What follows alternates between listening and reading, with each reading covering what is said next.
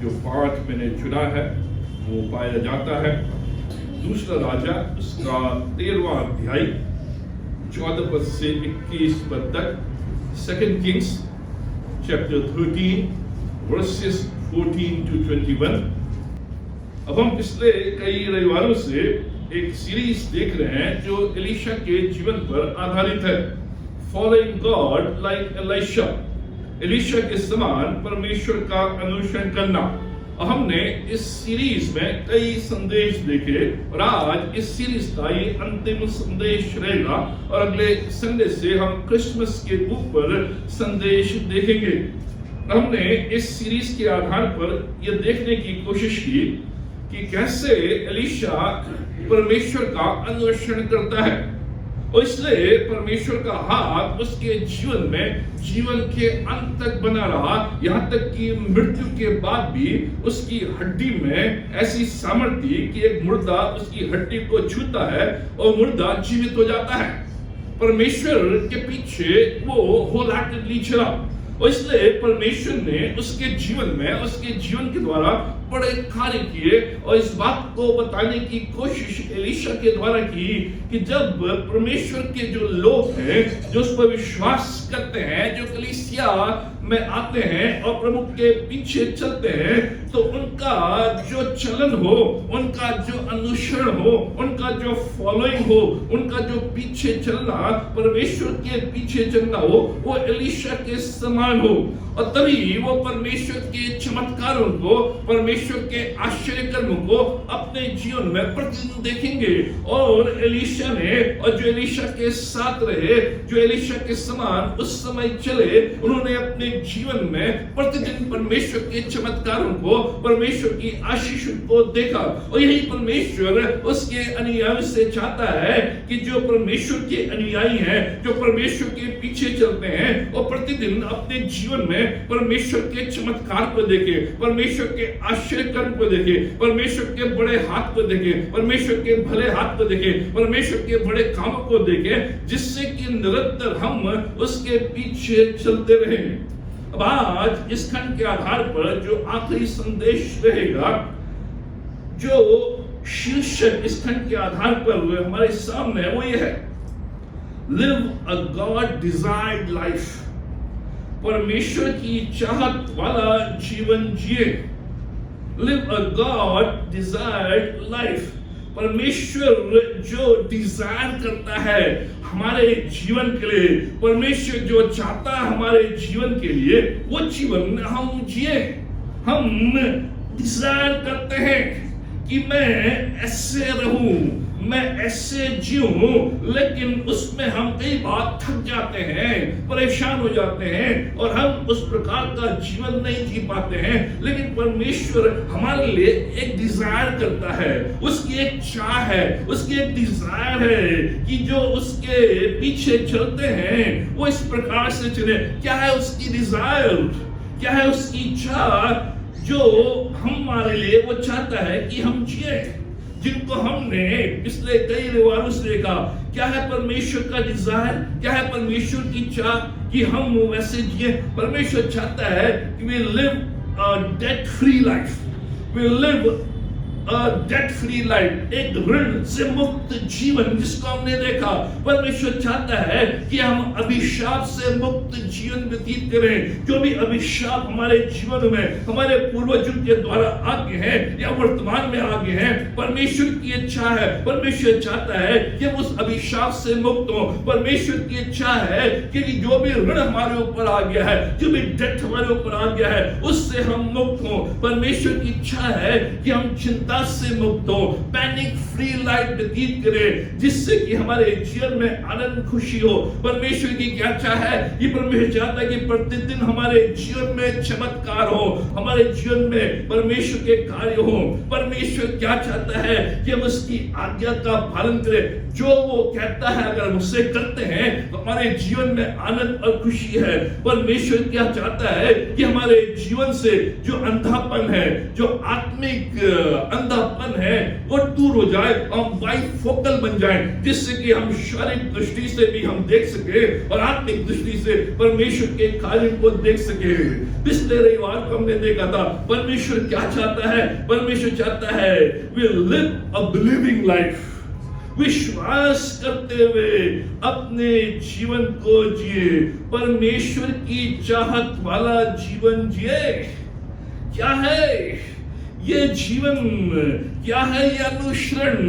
परमेश्वर चाहता है कि उसका अनुसरण करें। उस अनुसरण करने के द्वारा जो अभिशाप है वो दूर होंगे, उस अनुसरण करने के द्वारा जो ऋण है वो दूर होंगे, उस अनुसरण करने के द्वारा जो चिंताएं हैं वो दूर होंगे, उस अनुसरण करने के द्वारा परमेश्वर के कार्य हमारे जीवन में होंगे, उस अनुसरण के द्वारा हम एक बिलीविंग लाइफ लेंगे।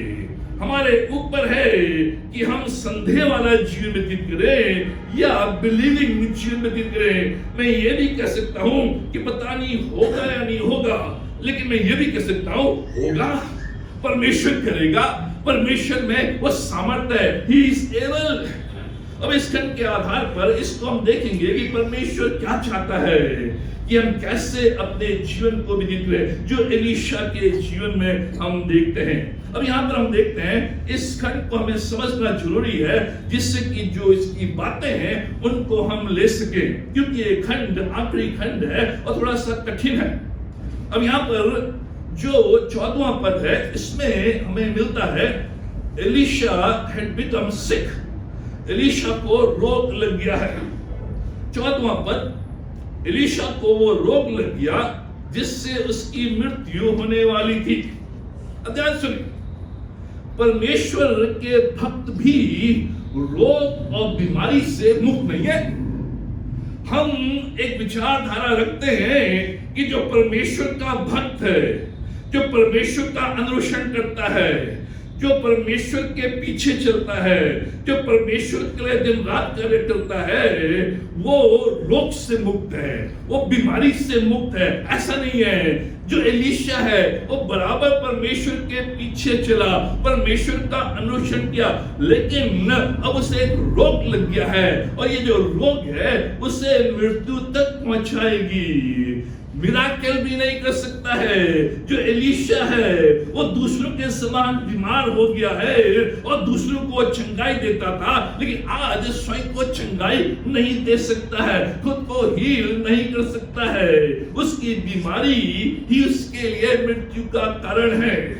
परमेश्वर ने कई बार एलीशा को दूसरों को हील करने के लिए, दूसरों को चंगाई देने के लिए इस्तेमाल किया।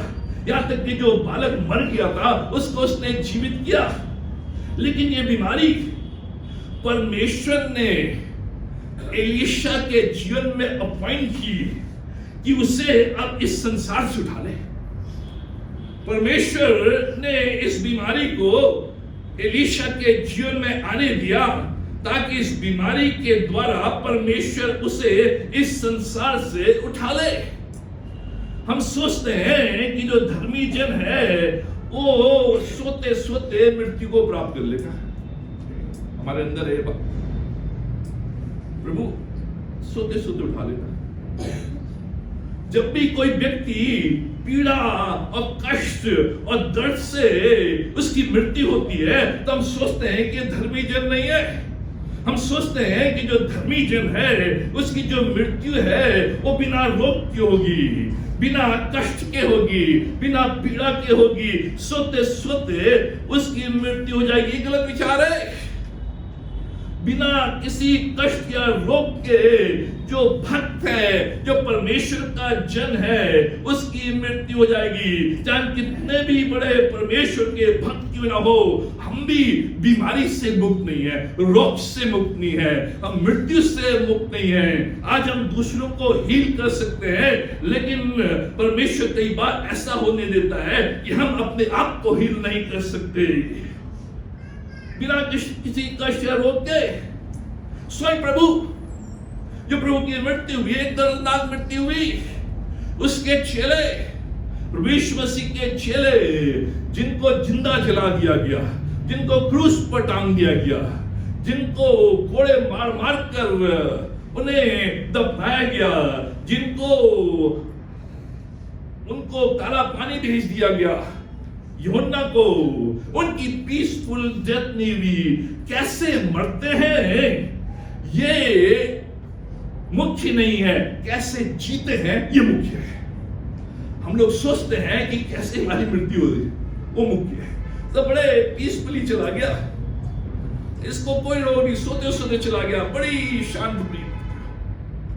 परमेश्वर का वचन कहता है कैसे आपकी मृत्यु होती है वो महत्वपूर्ण नहीं है, लेकिन कैसे आप जीते हैं, कैसे आप अपने जीवन को प्रभु के पीछे चलते हुए व्यतीत करते हैं वो जरूरी है। एलीशा की मृत्यु उस रोग के कारण, उस बीमारी के कारण हुई, वो महत्वपूर्ण नहीं है। महत्वपूर्ण यह है कि एलीशा बराबर परमेश्वर के पीछे चलता रहा।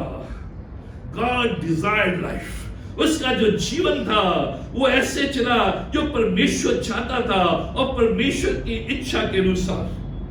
यहां पर दूसरी बात जो हम देखते हैं, इस्राएल का राजा 14वें पद में, इस्राएल का राजा यहोआश उसके पास गया, जो उसे मालूम चला कि एलीशा की मृत्यु होने वाली है, बीमार है, उसके पास गया और क्या कहने लगा, उसके ऊपर रोक कर कहने लगा, हाय मेरे पिता, हाय मेरे पिता, हाय इस्राएल के रथ और सवारी, wept over his face।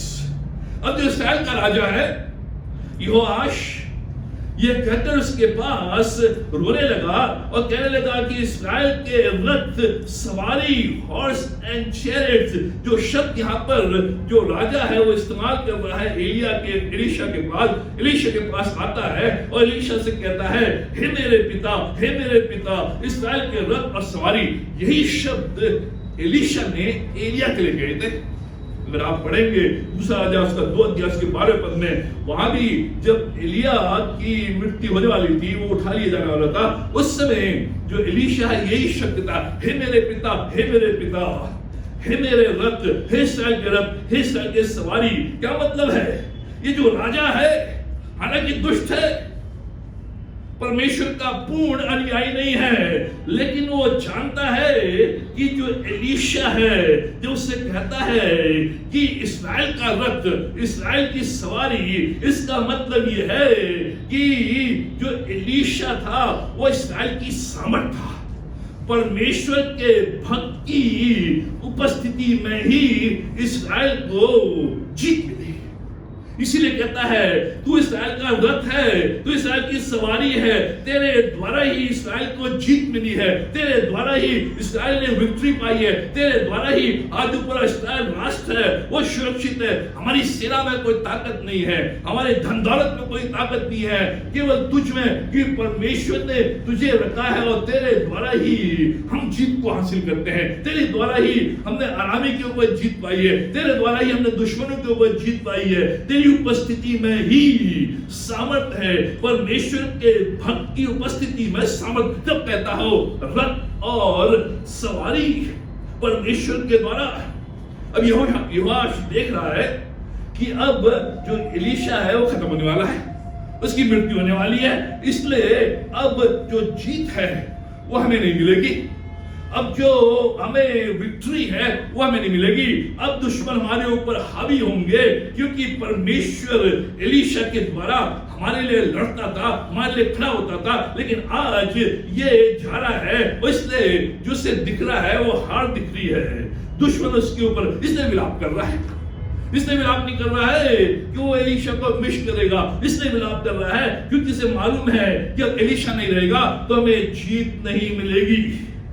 हालांकि वो एक दुष्ट राजा है, लेकिन उसकी समझ में आ गया और वो समझ रहा है, क्या समझ रहा है कि परमेश्वर इसके द्वारा हमारे बीच में खड़ा है और परमेश्वर इसके द्वारा हमसे बातचीत करता है और हमारे लिए लड़ता है।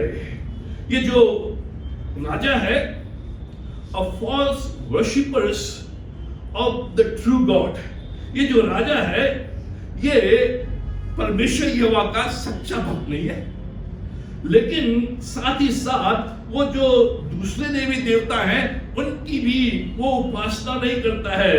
इसके अंदर थोड़ा बहुत आदर परमेश्वर यहोवा के प्रति है, क्योंकि वो देखता है कि परमेश्वर ने उनके लिए लड़ाई दी है और परमेश्वर उनके लिए जीत देता है, इसलिए उसके अंदर एलीशा के प्रति आदर है। लेकिन वो पूर्ण रूप से सच्चे परमेश्वर की उपासना नहीं करता है, सच्चे परमेश्वर के पीछे नहीं चलता। थोड़ा आदर इसलिए क्योंकि परमेश्वर के प्रति परमेश्वर के कार्य को उसने देखा है, इसलिए वो एलीशा को रिगार्ड करता है। इसके अंदर परमेश्वर के प्रति पूर्ण समर्पण नहीं है, लेकिन उसके अंदर थोड़ा बहुत आदर है जो उसे एलीशा के पास ले आया। तीसरी बात हम देखते हैं इस खंड में, यहोवा परमेश्वर का तीर, the arrow of the Lord, जो 14 से 17 पद में, जब ये राजा उसके पास आता है और कहता है कि एलीशा अगर तू चला जाएगा तो हमारा क्या होगा, तो एलीशा उससे कहता है कि तू धनुष और तीर लेके आ।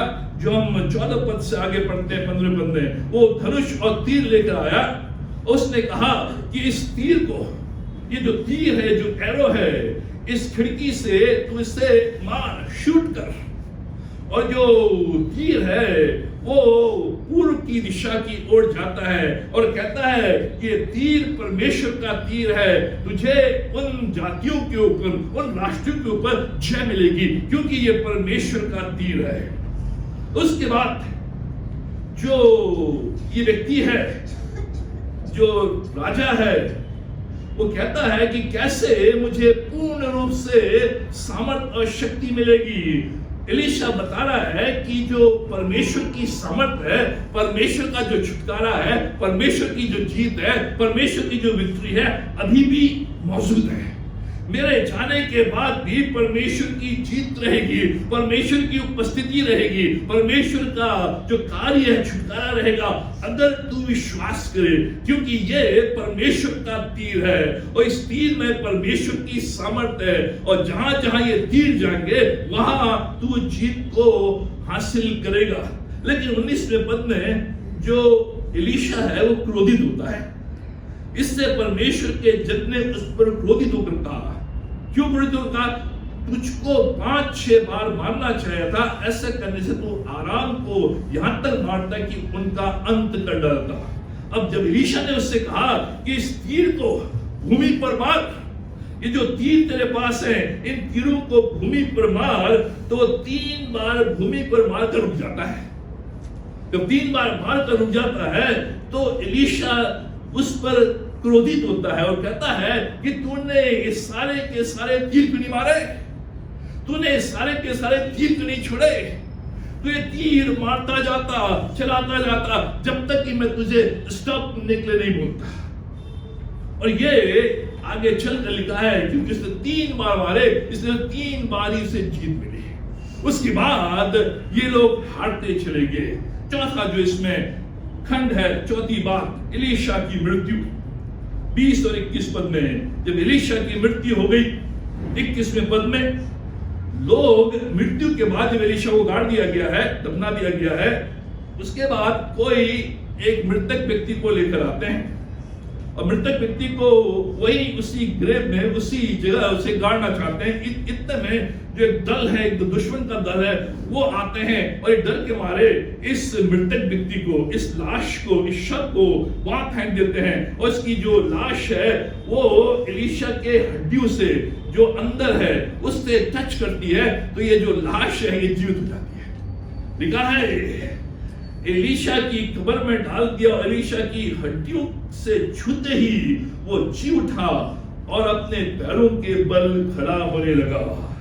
जीवन, उसके अंदर जीवन, क्योंकि ये जो एलीशा है उसके अंदर एक ही मांग थी, उसके अंदर ये मांग थी कि मैं बराबर तीर चलाऊंगा, मैं तीर रोकूंगा नहीं, मैं एलिया के पीछे बराबर भागूंगा। एलिया ने कई बार उससे कहा तो रुक जा, वो रुका नहीं। उसने कहा जब तक मुझे दुगनी आत्मा, तेरी दुगनी आत्मा नहीं मिलेगी तब तक मैं तुझे नहीं छोड़ूंगा। बराबर चलता रहा, बराबर दौड़ता रहा, बराबर उसके पीछे, जब तक उसे दुगनी आत्मा नहीं मिली। जब उसे दुगनी आत्मा मिली तो जो उसके जीवन काल में उसने जबरदस्त कार्य किए और जब मर गया उसकी हड्डियों में अभी भी वो शक्ति है जिसके द्वारा मृतक जी उठते हैं।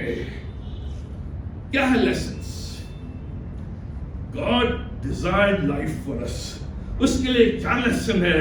कैसे जो परमेश्वर चाहता है कि जिस प्रकार का जीवन हम जिए, उसके लिए क्या लेसन इस खंड के आधार पर? पहली बात, अ गॉड गिवन अपॉर्चुनिटी, परमेश्वर द्वारा दिया गया अवसर, अ गोल्डन अपॉर्चुनिटी, एक सुनहरा अवसर परमेश्वर के द्वारा दिया गया।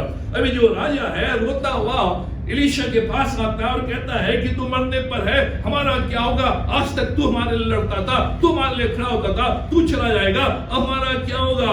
उस समय जो एलीशा है, एलीशा को ये पहचानता है कि एलीशा के द्वारा ही जो एनिमीज हैं, जो दुश्मन हैं, वो हराए गए हैं। एलीशा का जो रोल था वो इसराइल को डिफेंड करने का, इसराइल को बचाने का, इसराइल को सुरक्षा देने का। पावर ऑफ गॉड, उसके पास परमेश्वर की शक्ति थी। इस प्रॉफिट के द्वारा परमेश्वर अपना कार्य कर रहा था। ये दुष्ट राजा दुष्ट था, परमेश्वर की उपासना नहीं करता था, लेकिन ये जानता था कि एलीशा के जाने के बाद एक बड़ा नुकसान होगा। उसे मालूम था कि जो सीरियन आर्मी है उन्हें वो हरा देगी। उसे एक मिरेकल चाहिए था, उसे एक छुटकारा चाहिए था, आश्चर्य कर्म चाहिए था। वो जानता था कि एलीशा को परमेश्वर ने प्रयोग किया है, इस्तेमाल किया है, लेकिन फिर भी परमेश्वर की उपासना उसने नहीं की, परमेश्वर की सेवा नहीं की। लिखा है दूसरे राजा उसके 13 अध्याय से 11 पद में कि जो ये राजा था ये परमेश्वर की उपासना नहीं करता, लेकिन फिर भी ये एलीशा के पास रोते हुए आता है। जब कठिन परिस्थितियां, जब जीवन में उतार चढ़ाव, जब कोई उपाय नहीं, तो ये जो व्यक्ति है ये परमेश्वर के जन के पास आता है, परमेश्वर के भवन में आता है, परमेश्वर की उपस्थिति में आता है, परमेश्वर के लोगों से मिलता है, क्योंकि उससे मालूम है कि अब उसके पास कोई दूसरा रास्ता नहीं है। जीवन का अंत आ रहा है, कोई उपाय नहीं है, कठिन परिस्थितियां सामने हैं। उस समय वो एलीशा के पास आता है। अभी तक कभी नहीं। जीवन में जब कठिन परिस्थितियां आती है, जब जीवन में कोई उपाय नहीं दिखाई दे रहा है, जब दिखता है कि सारे रास्ते बंद हैं, उस समय हम परमेश्वर के जन के पास आकर प्रार्थना करवाते हैं।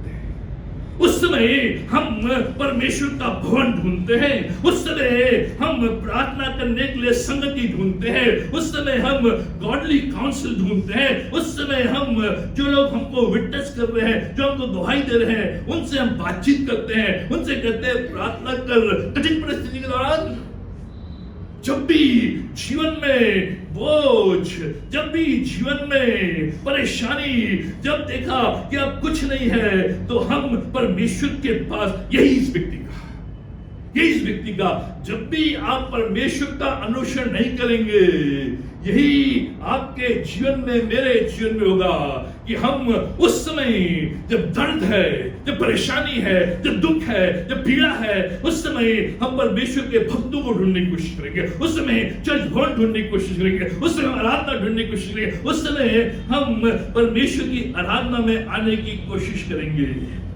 जानता है कि परमेश्वर ने एलीशा को बहुतायत से प्रयोग किया, लेकिन उससे अब आने वाली हानि पर विलाप हो रहा। क्यों रो रहा है ये? आने वाली हानि, इस विलाप के दौरान, इस रोने धोने के दौरान परमेश्वर उसे एक लाइफ टाइम अपॉर्चुनिटी देता है, एक अवसर देता है, एक गोल्डन अपॉर्चुनिटी इस दुष्ट राजा को भी, क्योंकि वो एलीशा के पास आया, दुख के समय परमेश्वर को ढूंढ रहा है, दुख के समय चर्च भवन को ढूंढ रहा है, दुख के समय परमेश्वर के भक्त की सलाह को ढूंढ रहा है, इसलिए परमेश्वर उसे एक लाइफ टाइम अपॉर्चुनिटी देता है, गोल्डन अपॉर्चुनिटी, एक सुनहरा अवसर। ऐसा अवसर परमेश्वर से देता है कि इस अवसर को अगर उसने सीज कर लिया, इस अवसर को उसने अपने स्वीकार कर लिया, इस अवसर को उसने प्राप्त कर लिया, तो वो सीरियन आदमी को, जो सीरिया की सेना है, हमेशा हमेशा के लिए खत्म कर सकता है। तो वो क्या करता है? क्या करता है, एलीशा के पास आता है। एलीशा कहता है जो विक्ट्री है, जो जीत है, वो इस एरो में है, ये इस तीर में है। लिखा है यहोवा का एरो। 17 पद में ये तीर यहोवा की ओर से है। इस तीर में शक्ति है, इस तीर में सामर्थ्य है, इस तीर में जीत है। ये लाइफ टाइम अपॉर्चुनिटी तेरे पास है, परमेश्वर तुझे देने जा रहा है। अगर तूने इसे स्वीकार कर लिया विश्वास के द्वारा, अगर तूने एक्सेप्ट कर लिया, तो तुझे जीवन भर शांति मिलेगी और युद्ध से विराम मिलेगा। पूरे इस्राएल में, अगर आप पुराना नियम पढ़ेंगे, पूरे इस्राएल में जब जब इस्राएल का युद्ध हुआ, कोई भी युद्ध जो इस्राएल ने जीता, वो ने अपनी ताकत से नहीं जीता, अपने दिमाग से नहीं जीता, अपनी सेना से नहीं जीता, केवल परमेश्वर की शक्ति के द्वारा जीता।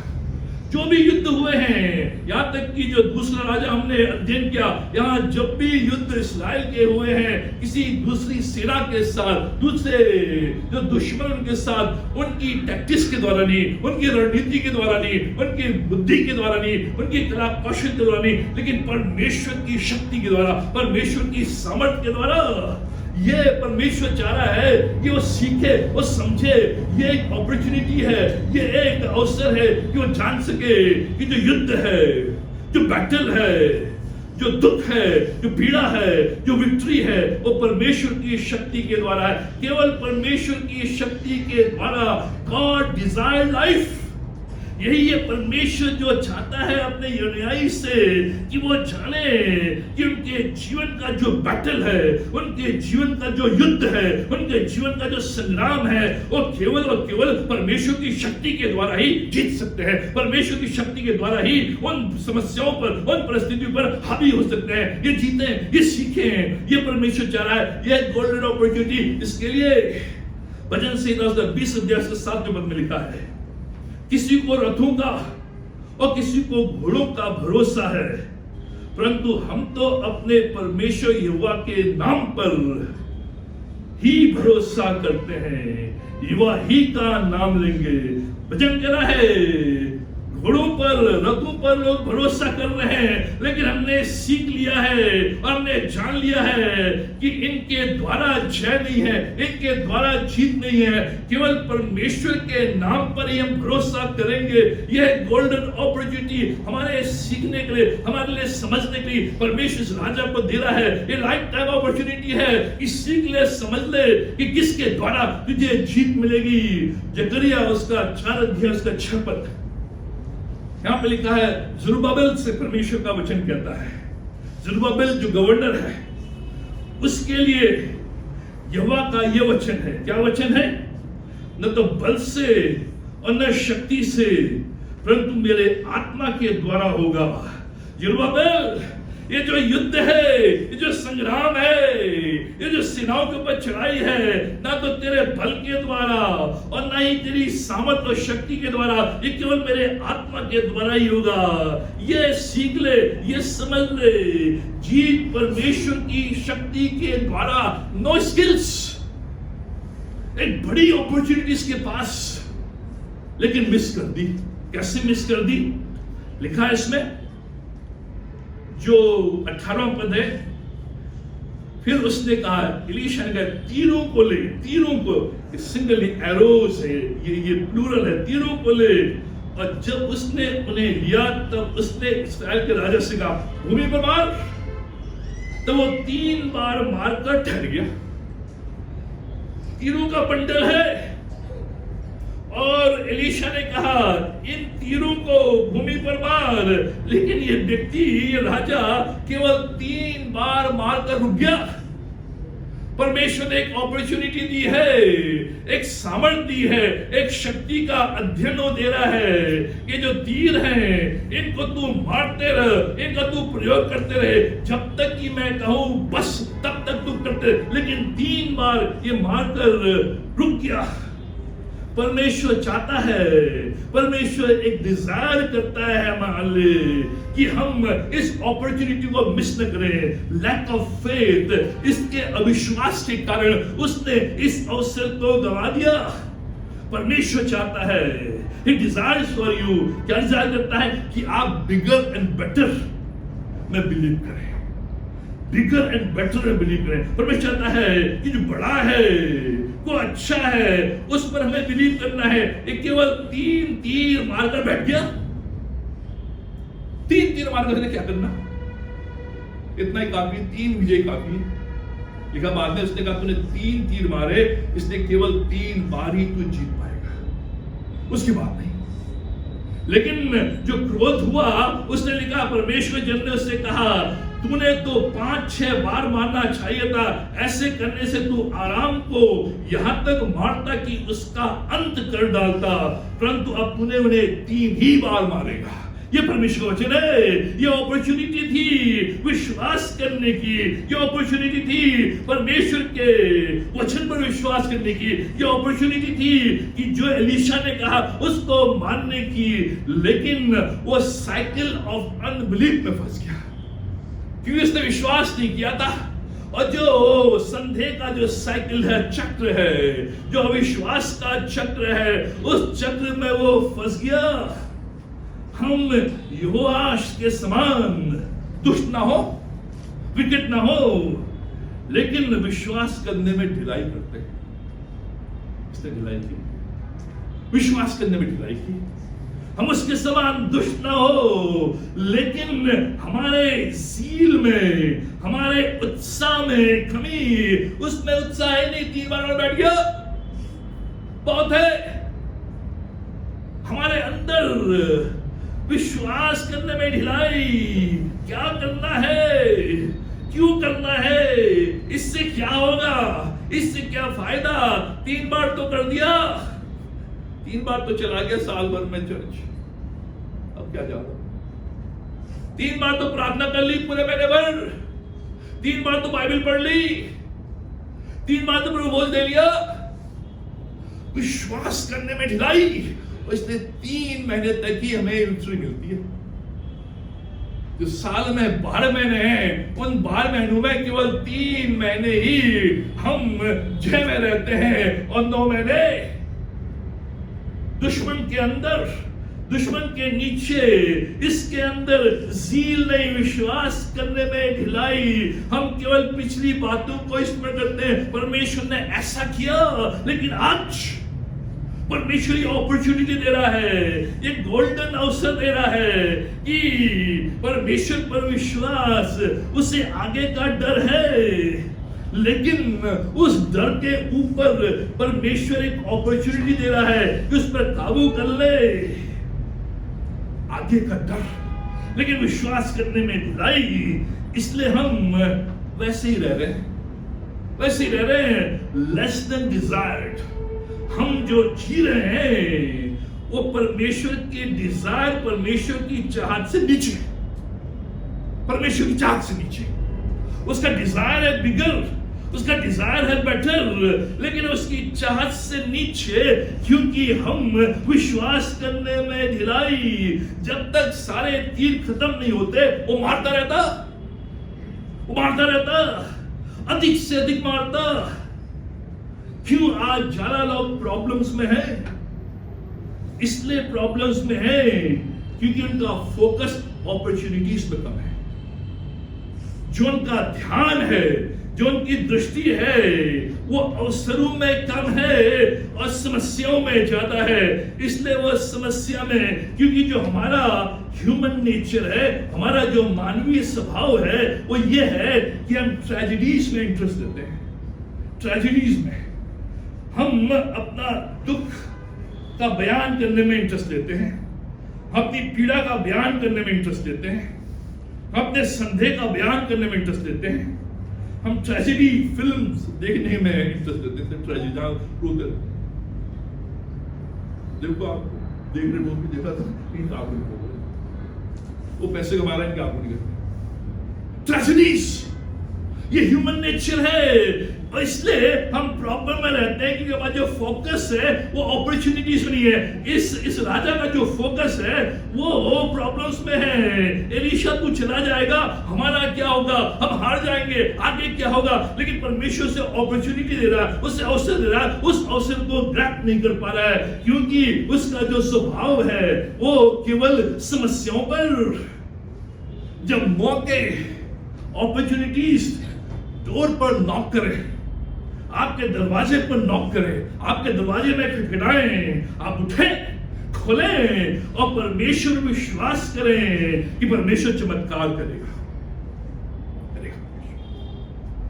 हमारे दरवाजों में, दिल के दरवाजों में, हमारे आंखों के सामने कई बार मौके परमेश्वर ने दिए, लेकिन हम उठे नहीं, हमने दरवाजे खोले नहीं, हमने विश्वास किया नहीं, इसलिए चमत्कार नहीं। इसको परमेश्वर ने मौका दिया, ये जो तीर है इनको मारते रहे, इनको मारते रहे और विश्वास कर, परमेश्वर चमत्कार करेगा। जो चेले नए नियम में 5000 लोगों को परमेश्वर ने कहा खिलाओ इनको, उनका जो जवाब था, how can we fix this, ये प्रॉब्लम है, केवल 5 रोटी 2 मछली और 5000 लोग, how can we fix this, ये तो बड़ी प्रॉब्लम है। वो प्रॉब्लम देख रहे हैं, परमेश्वर प्रोविजन देख रहा है।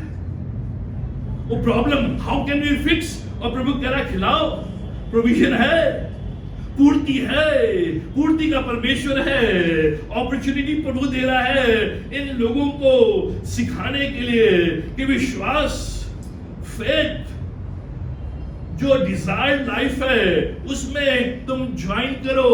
परमेश्वर इनको दिखाना चाह रहा है और ये कह रहे हैं हम कर नहीं सकते हैं, इट इज इम्पॉसिबल, हम इन्हें खिला नहीं सकते हैं। प्रॉब्लम क्या थी?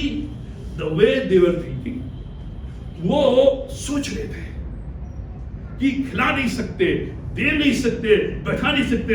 अभी भी वो पकड़ नहीं पाए हैं प्रभु के इस बड़े कार्य को कि प्रभु ने इनवाइट कर रहा है, उन्हें आमंत्रित कर रहा है कि उनके साथ ज्वाइन करें, यीशु के साथ ज्वाइन करें, जिससे कि जो प्रभु ये जो फेथ लेसन है, जो अपॉर्चुनिटी दे रहा है कि अगर प्रभु तुम्हारे साथ है, उसमें तुम्हारा भरोसा विश्वास है, तो तुम 5 रोटी 2 मछली से इन 5000 लोगों को खिला सकते हो। ये प्रभु चाह रहा है। उन्होंने सोचा अपनी सामर्थ में जो उनके पास उस समय है, लेकिन प्रभु उनके सामने एक अपॉर्चुनिटी प्रेजेंट कर रहा है, उस पर भरोसा, वो हमारे द्वारा कार्य करेगा। जो अनबिलीफ है, जो अविश्वास है, वो हमें पैरालाइज करता है। जब भी आपके अंदर अविश्वास है, वो आपके मन मस्तिष्क को, आपके विश्वास को, आपकी समझ को, आपके नसों को, आपकी हड्डियों को, आपके मांसपेशियों को पैरालाइज करेगा। और यही इस राजा के साथ हो रहा है, यही इन चेलों के साथ हो रहा है, वो पैरालाइज करता है। इसलिए गॉड डिजायर लाइफ, ये नहीं कि हम अविश्वास करें, राजा के समान मिस कर लें। इसलिए मरकुस का 6 अध्याय उसके 5वें पद में यीशु मसीह स्वयं कहते हैं वो वहां कोई सामर्थ के काम नहीं कर सकता, यीशु मसीह नहीं करता, क्योंकि वहां अविश्वास है, वहां अविश्वास है। यीशु मसीह स्वयं अपने नगर में सामर्थ के कार्य नहीं कर सका, चमत्कार नहीं कर सका, बिगर और बेटर उनके जीवन में वो दे नहीं सका। परमेश्वर की जो शक्ति है, उसको जो हमारा अविश्वास है वो लिमिट कर देता है और हिंडर करता है। अगर हमारा अविश्वास, उस अविश्वास के साथ हम प्रभु में चल रहे हैं, तो जो प्रभु के जो कार्य हैं, प्रभु के जो चमत्कार हैं, प्रभु के जो आशीर्वाद हैं, वो लिमिटेड हो जाएंगे। हमारा अविश्वास उसके कार्य को लिमिट कर देता, हिंडर करता है। इसलिए प्रभु यीशु मसीह वहां कार्य नहीं कर सका। और यही राजा के अंदर उसका विश्वास नहीं, उसने 3 मारे, उसने हो गया, मारते जाओ, stretch your faith, our God is able, परमेश्वर कर सकता है। दूसरा लेसन, हाफ हार्टेड फॉलोइंग, आधे मन से अनुसरण। जो 19वां पद हमने पढ़ा, हाफ हार्टेड, आधे मन से। 19वें पद में 3 बार तीर मारकर वो बैठ गया। वो कह रहा है कि क्या फायदा, क्या फायदा।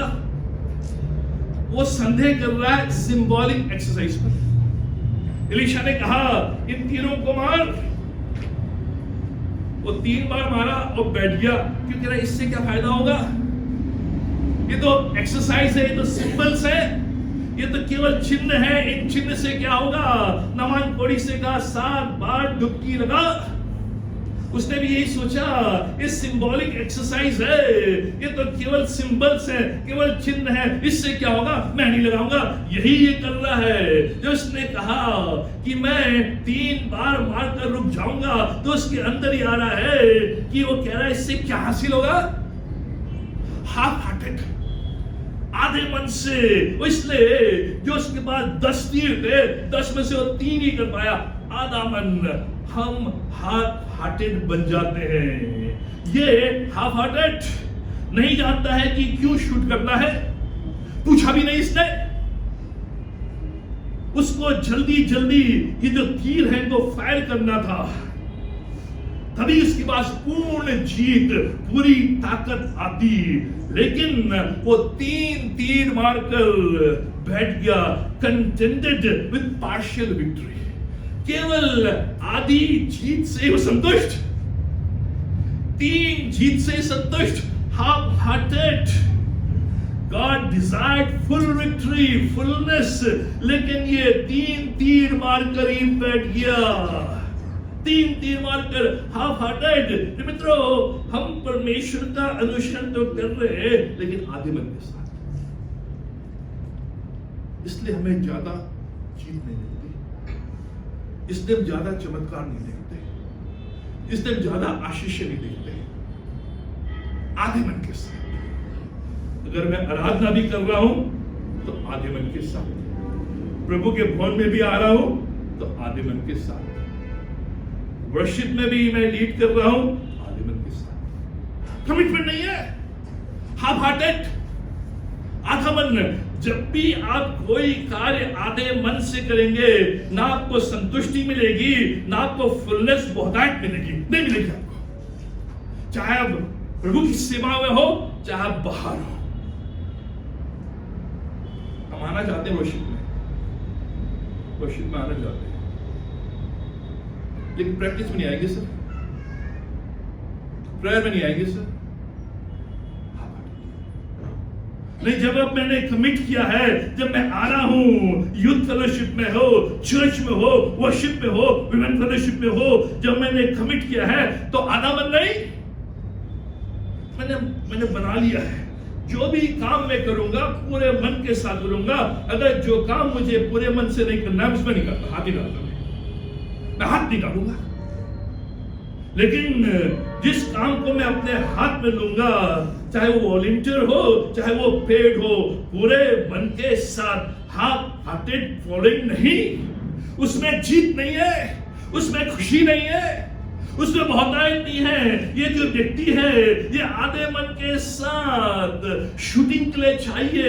उसे ये समझ में नहीं आ रहा है, जब उसे तीर चलाने हैं, उसे तीर मारना है, उसमें एफर्ट लगता है, उसमें एम है, एफर्ट है, उसे निशाना बनाना है, एम करना है, केवल तीर उठाकर मार नहीं देना है, लेकिन उसमें एफर्ट है, उसमें कोशिश है, उसमें प्रयास है, उसमें परिश्रम है, उसमें एम है।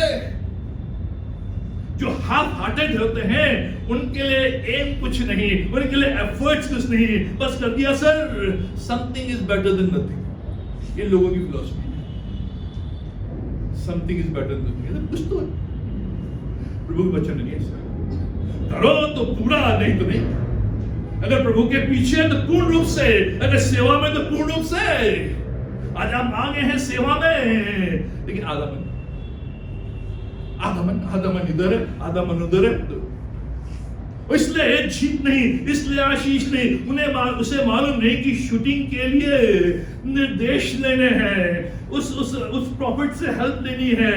सर मैंने 3 मार दिए हैं और मारूं, मैंने 3 तीर मार दिए हैं और मैं कहां मारूं? उसे प्रॉफिट से निर्देश लेने थे, क्योंकि जो फुली कमिटेड है, जो पूर्ण मन के साथ है, वो बराबर निर्देश लेगा, बराबर सहायता लेगा, बराबर मांगेगा। इसने पूछा तक नहीं, कर दिया मैंने, कर दिया।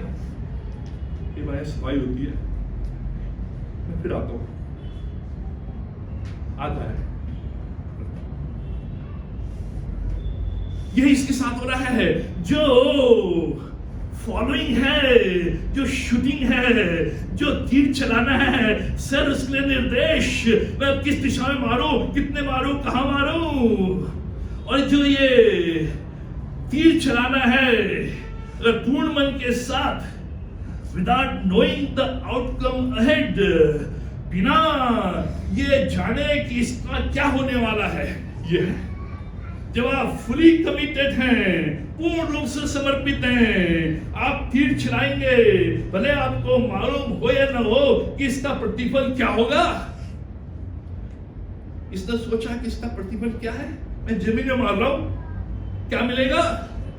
लेकिन जो हाफ हार्टेड है वो यही सोचते हैं, जिनके अंदर आधा मन का अनुसरण है, एलीशा के समान नहीं है, वही सोचते हैं। लेकिन जिनके अंदर पूर्ण अनुसरण, वो बिना जाने कि इसका प्रतिफल क्या होगा, वो मारते चले जाएंगे, चलते चले जाएंगे, चलते चले जाएंगे, रुकेंगे नहीं। ये व्यक्ति रुक गया, इनइफेक्टिव बिकॉज नॉट रिपीटेड, क्योंकि ये बराबर करता नहीं गया, इसलिए प्रभाव नहीं। जब भी आप कोई चीज बराबर नहीं करेंगे, लगातार नहीं करेंगे, उसका इफेक्ट नहीं आएगा। हमने 2 बार प्रार्थना की, 3 बार प्रार्थना की, छोड़ दिया, इसलिए इनइफेक्टिव। जब प्रभु मेरी प्रार्थना नहीं सुन रहा है, कितनी बार प्रार्थना की, कितने समय की। अगर प्रभु आपको 2 बजे उठा रहा है, आप उसमें बैठे प्रार्थना।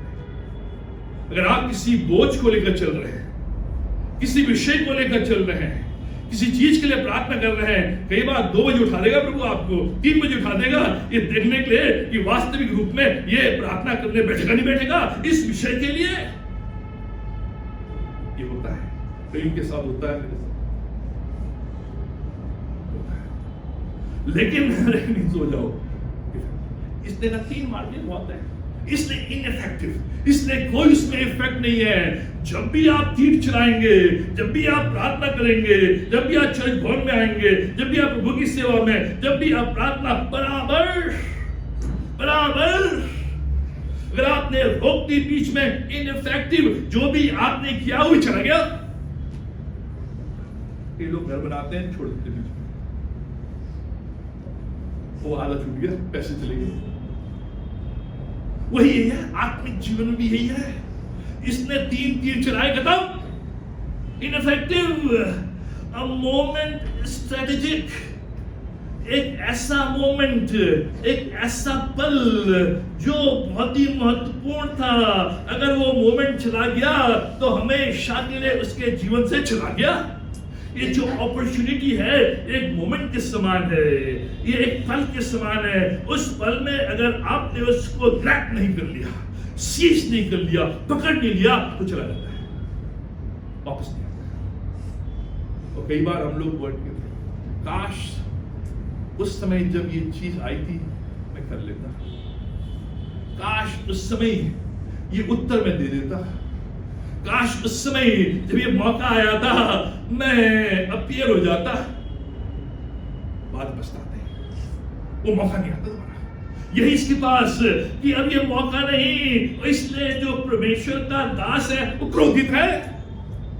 लिखा है वो क्रोधित हुआ, क्रोधित होकर कहा, तूने 5-6 बार क्यों नहीं मारे, क्यों नहीं रिपीट किया। मित्रों, यही है आत्मिक जीवन में अनुसरण। आप गिरेंगे, पड़ेंगे, लेकिन बराबर चलते रहेंगे, तभी आगे चल के आपको फल मिलेगा। यह आत्मिक जीवन, यह अनुसरण, यह फॉलोइंग, कि बराबर चाहे धूप है, चाहे पानी है, चाहे बरसात है, बराबर प्रभु के पीछे, बराबर प्रभु के कार्य में, बराबर प्रभु की संगति में, बराबर प्रभु के प्रार्थना में, बराबर चाहे उत्तर मिले न मिले, आगे चलकर ये उस दौड़ के समान है। कछुआ और रैबिट, हम जो छोटे पढ़ते थे, एक दिन कछुआ और ये रैबिट, खरगोश निकाल दौड़ करते, जो फर्स्ट आया उन्हें, ठीक है। और ये जो रैबिट था, ये जो खरगोश था, खूब तेज दौड़ गया, कछुआ धीरे धीरे, उसने कहा बहुत पीछे है। खरगोश ने कहा कछुआ एक पेड़ की जगह सो गया, वही कछुआ चलते चलते पहुंच गया, फर्स्ट आया। बराबर अनुसरण, बराबर यही परमेश्वर सिखा रहा है। शूटिंग, कीप ऑन शूटिंग, बराबर चलते रहो, करते रहना है जब तक इनफ ना हो जाए। एलीशा जब तक तुझे ना कहे रुक जा, तब तक करते रहना है। एलीशा ने एलिया से कहा, जब तक तू मुझे दुगनी आत्मा नहीं देगा मैं तुझे नहीं छोड़ूंगा, मैं तेरे पीछे पीछे चलूंगा। 8 किलोमीटर यहाँ, 7 किलोमीटर यहाँ, 5 किलोमीटर यहाँ, 10 किलोमीटर यहाँ, और बार बार एलिया ने कहा रुक जा, नहीं, चाहे मुझे कितना भी तेरे पीछे क्यों ना चलना पड़े, मैं तेरे पीछे चलता रहूंगा जब तक मुझे दुगनी आत्मा न मिले, छोड़ूंगा नहीं। यही परमेश्वर सिखा रहा है। Half hearted following is know following. अगर आप आधे मन के साथ अनुसरण कर रहे हैं, आधे मन के साथ सेवा कर रहे हैं, आधे मन के साथ कार्य कर रहे हैं, उसमें कोई आशीष नहीं है, उसमें कोई चीज नहीं है, उसमें कोई फल नहीं है। पूर्ण मन के साथ भले धीरे धीरे, इसलिए पौलुस कहता है मैं निशाने की ओर दौड़ा चला जाता हूं। कंटिन्यूअस टेंस है, दौड़ा चला जाता हूं, चाहे उतार आए चाहे चुनाव आए, मैं दौड़ा चला जाता हूं। तीसरी बात, लाइफ गिविंग लाइफ। जो जीवन है वो जीवन देने वाला है। God desired a life for us. परमेश्वर जो हमारे लिए जीवन चाहता है वो ये जीवन कि हम जीवन दें, जीवन दें। 21वें पद में एलीशा जो कब्र में है उसका शव है, और जब ये मृतक व्यक्ति उसके हड्डियों को जो कब्र के अंदर है उसको छूती हैं, लिखा है वह जी उठा, अपने पांवों के बल खड़ा हो गया। लाइफ गिविंग लाइफ कहते हैं। आजकल तो मालूम नहीं, पहले कहते थे जीवित हाथी 1 लाख का और मरा हुआ हाथी 1.25 लाख। ये एलीशा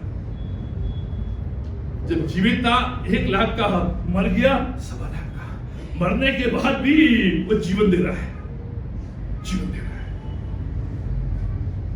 उसके ऊपर आए ये जीवन, लाइफ, पॉजिटिविटी, पीस, करेज। मित्रों, परमेश्वर क्या चाहता है? जब लोग आपके आसपास आए, आपसे बातचीत करें, आपके पास खड़े रहें, उनको पॉजिटिविटी मिले, उनको पीस मिले, उनको करेज मिले, उनको बहुतायत मिले, उनको ये महसूस हो कि आप उनको अच्छा मानते हैं, आप उनको अच्छा देखते हैं। वो ऐसा महसूस करे आपके समक्ष, आपके प्रेजेंस में कि वो कुछ है। यह है लाइफ फॉलोइंग गॉड, कि जब मैं उसके पीछे चलता हूं, मरने के बाद भी लोग मुझे स्मरण करेंगे, अनगॉडली लोग भी स्मरण करेंगे। परमेश्वर चाहता है कि जो जीवन तभी संभव है जब हम उसका अनुसरण करेंगे।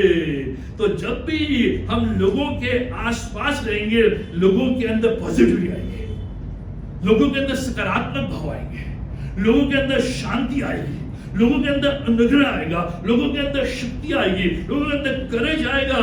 हम शक्ति क्षीण करने वाले नहीं। जो हाफ हार्टेड फॉलोअर्स होते हैं, जो आधे मन से चलते हैं, उनके पास आप खड़े रहेंगे नेगेटिविटी, उनके पास आप खड़े रहेंगे बुराई, उनके पास आप खड़े रहेंगे आप क्या हो गए मेरे से, ये वास्तविकता है। लेकिन जो होल हार्टेड, जो एलीशा के समान परमेश्वर का अनुसरण करते हैं, जब उनके टच में आएंगे जीवन आएगा, जब उनके टच में आएंगे शांति आएगी, जब उनके टच में आएंगे इंपॉर्टेंस आएगी। हम अपने आप को इंपॉर्टेंट बनाना चाहते हैं कि जब भी लोग आपके संपर्क में आए, आप उनको ऐसा फील करें कि वो इंपॉर्टेंट है। यह है फॉलोइंग गॉड, और यही एलीशा के साथ फॉलोइंग गॉड लाइक एलीशा, बहुत आयत का जीवन परमेश्वर डिजायर कर रहा है हमसे। वो चाह रहा है कि हमें बहुत आयत का जीवन मिले। परमेश्वर डिजायर कर रहा है हमारे लिए, वो चाह रहा है कि हमें सामर्थ और शक्ति मिले। परमेश्वर जो हमसे हमारे लिए डिजायर कर रहा है, वो ये कर रहा है कि मैं बराबर तुम्हारे साथ रहूंगा। फॉलोइंग, ये परमेश्वर चाह रहा है। आज जब क्रिसमस में प्रवेश करते हैं, इस विश्वास के साथ, परमेश्वर मैं एलीशा के समान तेरा अनुसरण करूंगा। अगर आज तक मेरे अंदर हाफ हार्टेड क्रिश्चियनिटी थी, हाफ हार्टेड विश्वास था, आधे मन का विश्वास था, आधे मन का अनुसरण था, आज मैं तेरी वेदी पर लाता हूं, जिससे कि जब इस क्रिसमस में, इस नए वर्ष में प्रवेश करता हूं, एलीशा के समान मैं पूर्ण रूप से अनुसरण करूं, जिससे कि जहां भी मैं जाऊं वहां मैं जीवन लाऊं, जहां भी मैं जाऊं वहां मैं पॉजिटिविटी लाऊं, जहां भी मैं जाऊं वहां मैं पीस लाऊं, जहां भी मैं जाऊं वहां मैं करेज लेके आऊं। परमेश्वर चाहता है कि एलीशा के समान उसका अनुसरण करें। आइए प्रार्थना करें।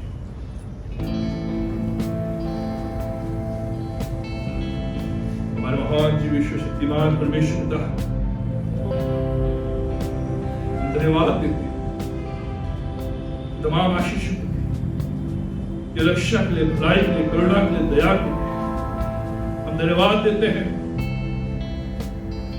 कि तूने हमें एक गोल्डन मौका दिया, अवसर दिया कि हम तेरी सेवा में संलग्न हो सके, हम तेरे अनुयायी बन सके, हम तेरी संतान कहलाए जा सके, हम तेरे भवन में आकर तेरी आराधना कर सके। ये तूने अवसर दिया प्रभु, गोल्डन अपॉर्चुनिटी, सुनहरा अवसर। पिता परमेश्वर होने दे कि जो भी अवसर हमारे जीवन में आते हैं, उन अवसरों को बहुमूल्य जानते हुए पिता परमेश्वर विश्वास के साथ सीज कर दे, विश्वास के साथ पकड़ ले और ये जाने कि प्रभु इनके द्वारा तेरे जीवन में चमत्कार करेगा। पिता परमेश्वर तुम्हारे जो भी आधा मन, आधे मन का विश्वास, आधे मन का अनुसरण, आधे मन का कमिटमेंट, आधे मन का समर्पण यीशु के नाम से दूर, ताकि पिता परमेश्वर एलीशा के समान पूर्ण समर्पण, जहां भी मैं काम करूं, जहां भी मैं सेवा करूं, होल हार्टेडली, पूर्ण मन के साथ, चाहे कोई मुझे देखे या न देखे, क्योंकि प्रतिफल तू देता है, क्योंकि मेरी मरी हुई हड्डियों में भी सामर्थ है, जीवन है। पिता परमेश्वर हमारी सहायता करें। आज जब यहां से जाते हैं, तेरी चंगाई के साथ जाए, तेरी सामर्थ के साथ जाए, तेरी भरपूरी के साथ जाए, तेरी आशीष के साथ जाए, जिससे कि हम जान सकें कि प्रभु ने हमें छुआ है और अपना अच्छा और भला अनुयायी बनाया है, जिससे जीवन के अंत तक बराबर पीछे चलते रहूं, केवल एक तीर मारकर, दो तीर मारकर रुक न जाऊं, लेकिन जीवन के अंत तक तीर मारते रहो, फॉलो करते रहो, प्रार्थना करते रहो, भवन में आते रहो, आराधना करते रहो, यीशु की स्तुति करते रहो। पिता परमेश्वर तभी चंगाई है, तभी विक्ट्री है, तभी जीत है, तभी भरपूरी है, तभी भरपाई है। पिता परमेश्वर ये तू हमें सिखा, ये अपॉर्चुनिटी तूने हमें दी है कि हम सीखें इस चीज को। पिता परमेश्वर इस विश्वास के साथ, इस सीख के साथ तुम्हें इस क्रिसमस के वीक में, आने वाले वर्ष में प्रवेश करना, जिससे कि 2025 हमारे लिए विक्टोरियस है। पिता परमेश्वर विदा होते हैं, आशीष हमारे साथ, सब कुछ धर्म का प्रवेश मसीह के नाम पर मांगते हैं। प्रवेश मसीह का अनुग्रह पिता परमेश्वर का प्रेम और वेदात्मक इस हम सबों के साथ आज अपने शब्द